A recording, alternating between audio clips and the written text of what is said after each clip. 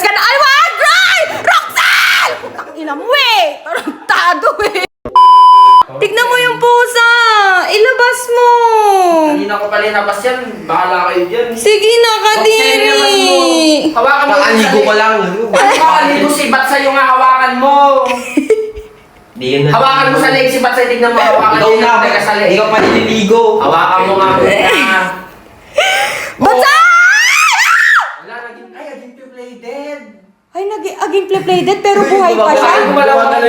Buhay! Buhay siya. Naging pure-bladed. Plated lang ba talaga? Yak! Ano ba kanina? Ewan ko! Hindi, palabasin mo na kanina. Ayoko kuya, hindi ko kayang buhatin. Ikaw na. Sige na.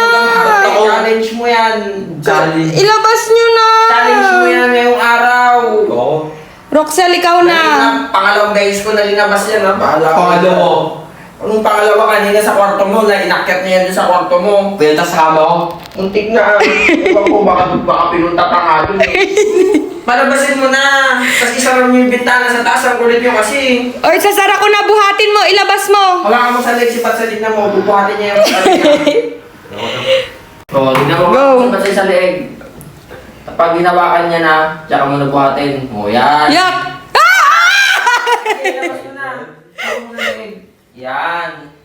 Ilabas mo na kasi sara niyo yung bintana niyo sa taas. Ang kulit niyo. Magugay ka. Putang ina mo. Gagi, wait, sasara ko yung bintana sa taas. Yak!